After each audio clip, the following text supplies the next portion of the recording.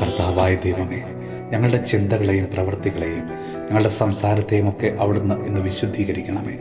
ഈശോയെ, മറ്റുള്ളവരെ വിധിക്കുന്ന, കുറ്റപ്പെടുത്തുന്ന, മറ്റുള്ളവരെ കളിയാക്കുന്ന, മറ്റുള്ളവരെക്കുറിച്ച് മോശമായി സംസാരിക്കുന്ന ഞങ്ങളുടെ സ്വഭാവ വൈകല്യങ്ങളെ അവിടുന്ന് ഇന്നെടുത്ത് മാറ്റണമേ.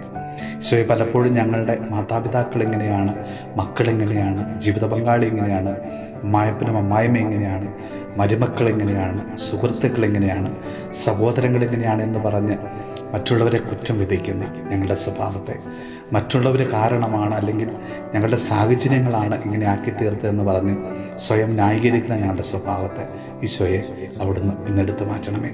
ഈശോയെ, ഞങ്ങളിലേക്കൊന്ന് തിരിഞ്ഞു നോക്കുവാനും സ്വയം തിരുത്തിക്കൊണ്ട് വിശുദ്ധീകരിച്ച് കൂടുതൽ കൃപ സ്വീകരിക്കാൻ തക്ക വിധമുള്ള ഒരു ജീവിതം നയിക്കുവാൻ, അവരായിരിക്കുന്ന അവസ്ഥയെ സ്നേഹിച്ചുകൊണ്ട് അവർക്ക് നന്മ ചെയ്യുവാനുള്ള കൃപ നൽകി ഞങ്ങളെ അനുഗ്രഹിക്കണമേ.